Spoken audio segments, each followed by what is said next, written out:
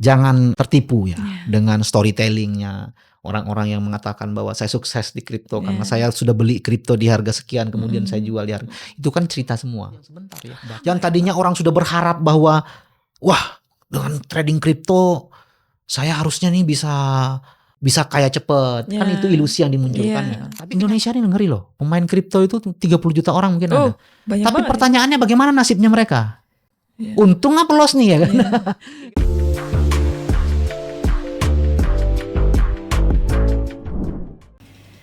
Halo semuanya, halo teman-teman trader, kembali lagi di Ato Podcast bersama saya Lea dan bintang tamu kita hari ini Om GF. Apa kabar Om GF? Baik. Baik. Baik sekali. Baik sekali ya. Om GF hari ini di podcast kita kali ini tidak akan seberat sebelumnya pembahasannya. Kita ngobrol-ngobrol santai aja lah ya Om Oke, ya. siap. Tentang satu tema yang ini tuh request dari salah satu teman trader kita. Oke. Dia tuh masih bingung soal trading spot versus futures. Oke. Nah, MGF. Oke. Nah, kan banyak sebenarnya teman-teman trader kita yang masih bingung spot itu apa, futures itu apa, dan kapan harus pilih yang mana. Oke, siap. Mungkin Om GF bisa bantu jelasin ke teman-teman yang masih bingung soal trading spot dan futures. Oke, Lea. Ini temanya ya kembali ya menarik tema kita Ya, ini ya. selalu menarik. Oke. Perbedaan ya antara trading spot dan trading futures ya. Nah, mungkin sebelum saya menjelaskan tentang apa itu spot, apa itu futures, mungkin saya akan sedikit memberikan gambaran lah. Yang dikatakan spot itu produk apa sih dalam trading ini? Ya, yang jelas itu seperti saham ya. Nah, saham itu masuk dalam kategori trading spot saham ya. Kemudian ada kripto. Nah, kripto itu nanti ada dua. Ada yang produk spotnya, ada produk futuresnya. Nah, perbedaannya adalah kalau spot itu kan misalnya kalau di saham ya kan dia memang hanya satu arah transaksi. Jadi misalnya gini, ketika kita beli maka tidak ada hal yang kita tunggu kecuali dia naik. Karena dengan dia naik maka kita untung. Tapi ketika harga turun terus, ya kan kita nggak bisa ngapa-ngapain kecuali menunggu. Nah, jadi kalau kita sama lah kayak mungkin saya contohkan lah satu perusahaan lah, misalnya kita beli perusahaan atau saham BCA ya, saham BCA misalnya kita beli BCA. Tadi ya artinya kan harapan kita kan harga naik nih. Ketika harga turun maka kita nggak bisa ngapa-ngapain kecuali beli lagi. Nah, ketika misalnya terjadi ya krisis moneter ya, seperti tahun 98, itu kan harga kan berarti semua saham itu kan anjlok.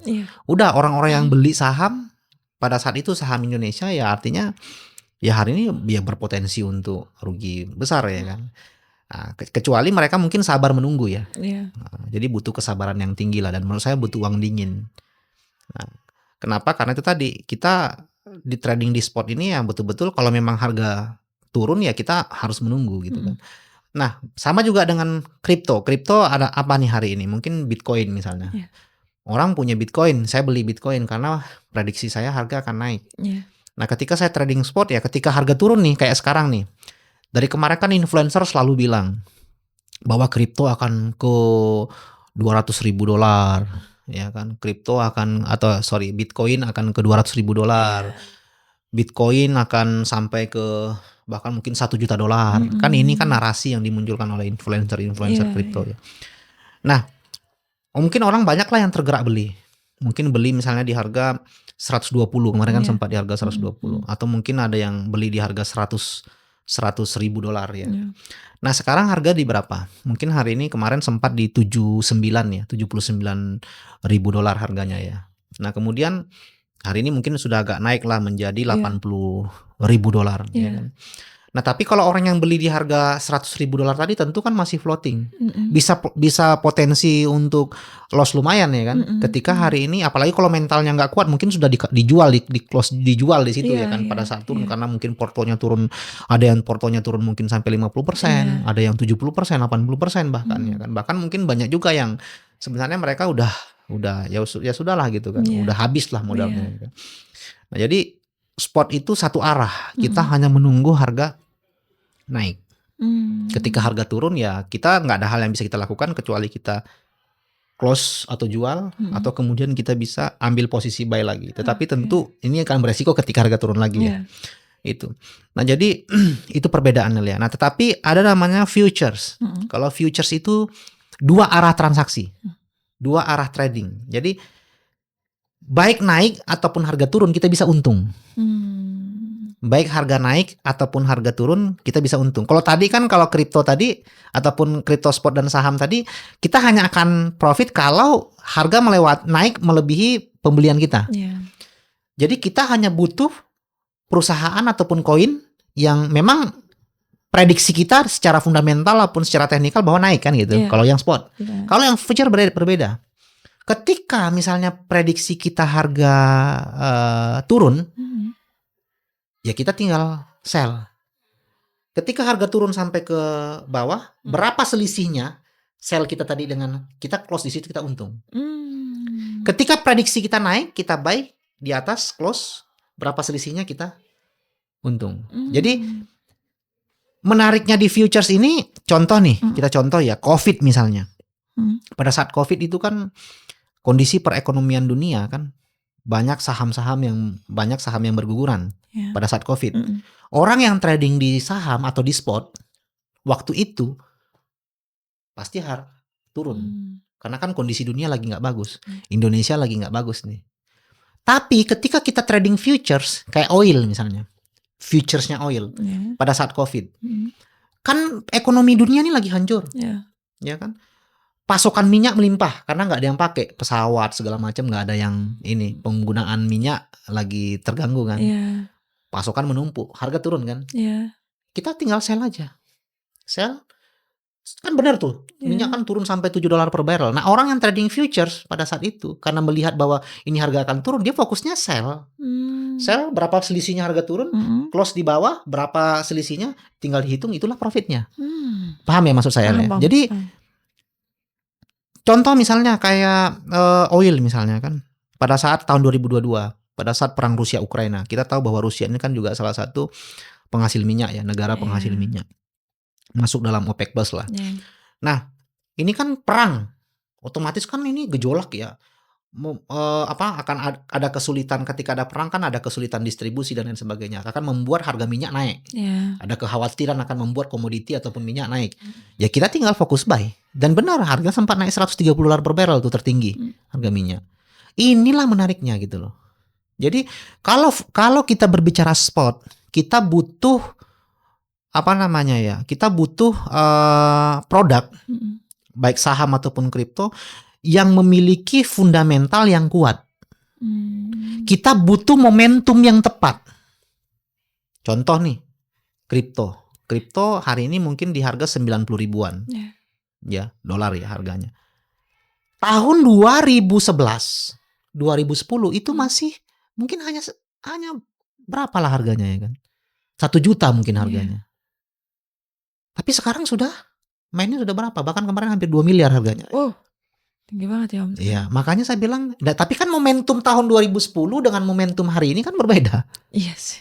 Paham ya maksud saya? Paham. Nah jadi kalau trading spot itu menurut saya kita butuh momentum yang tepat. Kita harus sabar menunggu momentum itu karena dia sifatnya kan untuk jangka panjang. Dan dana yang kita tradingkan menurut saya kita harus tradingkan dengan dana yang dingin. Karena poinnya adalah jangan sampai posisi kita ini menggantung, posisi beli kita ini menggantung, kan itu poinnya. Nah, cuman yang berbahaya adalah trading spot ini kebanyakan narasi yang dimunculkan, apalagi kripto ya. Narasi influencer, ini harga akan naik, ya kan. Terus banyak juga yang bukan hanya kripto kan, bukan hanya Bitcoin yang punya fundamental yang lumayan kuat menurut saya ya kan. Tapi banyak juga nih yang koin-koin yang dimunculkan oleh influencer di mana itu sebenarnya yang diciptakan narasi aja, ilusi harga akan ke sini. Karena kan yang namanya berbau digital apa sih yang nggak bisa dimanipulasi kan. Tapi kalau misalnya kayak misalnya futures itu kan menurut saya ya itu skill, kita butuh skill. Kalau tadi kan spot butuh momentum, spot butuh momentum, spot butuh kesabaran ya kan. Tapi kalau kita trading futures itu butuh skill. Skill itu setiap saat itu ada momentum, ada peluang. Paham yang maksud saya? Paham. Setiap saat. Nah, kalau tadi spot tadi ingat ya, akan berbeda momentumnya tahun 2011, 2010 dibandingkan sekarang. Berbeda momentumnya. Tapi kalau futures itu setiap hari ada momentum. Setiap saat ada momentum. Bahkan detik ini pun ada momentum. Saya tinggal buy atau sell. Ketika skill saya bagus, strategi saya bagus untuk menentukan saat ini, detik ini saya buy atau sell, maka saya bisa untung. Paham maksud saya, ya? Jadi teman-teman harus memahami ini. Jadi futures butuh skill. Kita bisa latihan. Ada namanya akun demo. Jadi kita punya akun demo untuk menentukan, melatih diri kita untuk mencari momentum buy, momentum sell-nya. Kapan kita buy, kapan kita sell. Karena setiap hari sebenarnya ada momentum untuk futures. Nah, akan menjadi lucu. Berarti kan futures butuh skill, ya. Iya. Artinya nggak perlu buru-buru masuk, teman-teman. Teman-teman nggak perlu buru-buru trading futures. Tapi latihan dulu skillnya di akun demo sampai benar-benar ketemu win rate-nya mungkin 70%, 70-30 atau 80-20. Baru trading di akun real. Karena ini nggak butuh cepat sebenarnya. Cuman yang menjadi persoalan hari ini, banyak orang yang trading futures karena menemukan informasi terkait trading futures ini dari orang-orang yang punya kepentingan di broker, akhirnya mereka cepat. Hari ini belajar, hari ini langsung di akun real. Nah, ini yang salah. Iya sih. Nah, kemudian kalau yang trading spot ya hari ini ya jangan kemakan sama ilusi-ilusi yang dimunculkan oleh influencer-influencer, terutama kripto nih hari ini. Banyak banget tuh yang FOMO, ya kan, yang FOMO dan lain sebagainya. Mereka beli koin ini karena apa? Terpengaruh sama influencer. Padahal influencer ini mungkin sudah jadi brand ambasadornya ataupun di-hire oleh koinnya, yang punya koin, owner koin. Hari ini kan siapapun bisa punya koin kripto kan. Siapapun hari ini bisa gitu loh. Nah, itulah ya. Jadi kita harus hati-hati menurut saya. Berarti itu dia kenapa banyak yang terjebak sama spot ya, Om, ya? Banyak yang terjebak. Saya kan memang kalau pengalaman saya kan dari 2009 ya, Le, ya. Saya kan memang langsung trading di futures waktu itu. Nah, saya juga akhirnya mulai belajar kripto itu di tahun 2021. Tahun 2021. Waktu itu kan lagi hype lah di Indonesia. Bahkan mungkin teman-teman tahu lah ya. Ada salah satu influencer kripto yang sukses, ya, sukses besar dengan jualan kelas ya, jualan kelas kripto karena memang lagi hype kan, apalagi Gen Z ya, pengennya cepat, ilusi dan lain sebagainya. Ya kan. Muncul tahun 2020-21 ini kan lagi hype-hypenya kripto, akhirnya dia bisa berhasil lah dengan jualan kelas dan bisa berhasil sampai hari ini ya kan. Tetapi pada endingnya ya banyak juga yang hancur kan, member-membernya banyak yang hancur dan lain sebagainya. Nah, hari ini saya pun waktu itu akhirnya belajar, tapi saya paham bahwa trading di kripto ya, ini saya spekulasinya terlalu tinggi. Kenapa? Saya sadar itu, saya pahami itu bahwa kenapa? Karena fundamentalnya menurut saya berbeda dengan oil ya. Oil kan jelas ada fisiknya. Ada biaya biaya produksi. Ada fisiknya, ada biaya produksi, penggunaannya jelas. Semua orang menerima ya kan. Nah, tetapi kalau untuk di kripto saya paham bahwa ini spekulasi. Bayangkan yang punya aja sampai hari ini, yang punya Bitcoin itu ya kan. Itu kan kita nggak tahu orangnya siapa. Iya sih. Siapa sih orang yang punya kan? Iya. Ya kan, nggak pernah muncul kan wajahnya ya kan. Gitu. Jadi ya semua yang berbau digital menurut saya itu bisa dimanipulasi. Apa sih yang nggak bisa dimanipulasi dari semua hal yang berbau digital? Makanya saya pun trading kripto waktu itu saya cuman total ya dari semua koin yang saya beli termasuk Shiba Inu itu saya pernah punya. Doge, Bitcoin, saya pernah coba. Saya beli 50 juta. Waktu itu dengan dana 50 juta. Dan ini memang dana, ya saya siap, ini tujuannya untuk spekulasi. Saya tahu bahwa saya tidak mungkin lebih besar daripada itu. Karena saya nggak percaya gitu kan. Saya nggak percaya total nih. Karena menurut saya ini berbau digital yang nggak bisa yang bisa dimanipulasi. Jadi ya 50 juta itu tujuan spekulasi. Dan di tahun 2023, 2024 lah ya, dari 50 juta total dari koin yang saya beli itu sisanya tinggal 10 juta. Ini saya beli spot ya. Tinggal 10 juta dari semua all coin ini lagi turun semua ya kan. Nah, akhirnya saya merasa bahwa kan lumayan lelah ya. Dari 2021 menunggu sampai 2 tahun lebih, hampir 3 tahun. 3 tahun saya menunggu. Jadi lumayan lelah nih. 3 tahun, bayangkan 3 tahun kan berarti saya ngebayangin orang-orang yang trading dengan dengan trading spot kripto waktu itu dengan tujuannya untuk misalnya untuk lindung nilai atau untuk penghasilan tambahan tapi dengan gaya spekulasi. Bayangkan 3 tahun 4 tahun ini kan bukan waktu yang sebentar ya. Yang tadinya orang sudah berharap bahwa wah, dengan trading kripto saya harusnya nih bisa kaya cepet. Kan itu ilusi yang dimunculkan ya. Tapi kenyataannya waktu itu ya semua orang bilang ini akan naik, influencer semua ngomong ini akan naik. Orang kan banyak yang kepancing. Saya cobalah itu 50. Bayangkan 2024 akhirnya saya 2024 kalau nggak salah ya itu saya akhirnya 2025 awal ya itu saya akhirnya cut loss. Ya sudahlah gitu loh. Nah, saya cut loss karena ya menurut saya ini ya udah nggak bakalan naik. Oh iya, saya sempat yang Bitcoin yang sudah sempat harga naik kemarin juga saya close tapi ya belum sampai 50 juta. Belum sampai 50 juta. Tapi kan saya siap kehilangan uang itu. Santai. Saya ngebayangin orang-orang yang trading dengan spot kripto tadi yang sama dengan yang saya 3 tahun 4 tahun gimana tertekannya mentalnya. Apalagi dengan pakai dana utang kan. Bisa bayangin kali ya. Orang tertekan 3 tahun 4 tahun ya kan. Makanya saya bilang saya nggak percaya.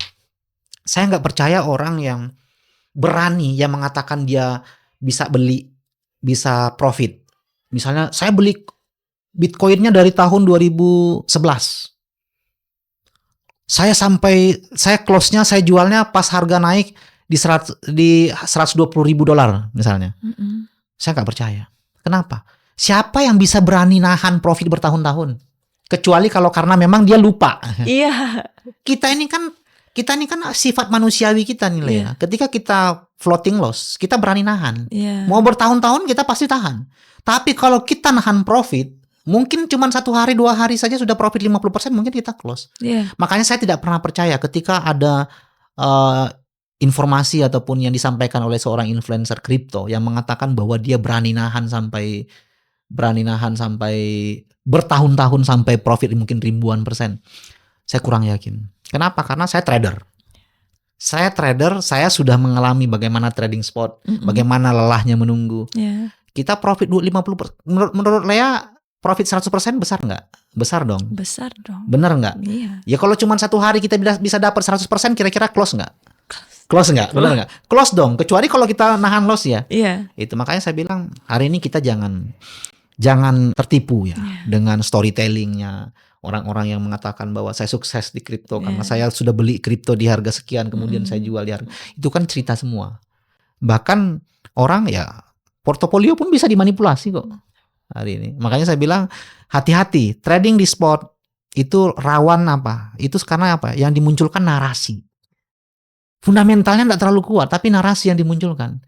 Hari ini Indonesia ini ngeri loh. Pemain kripto itu 30 juta orang mungkin ada. Tapi pertanyaannya bagaimana nasibnya mereka? Untung apa loss nih ya kan?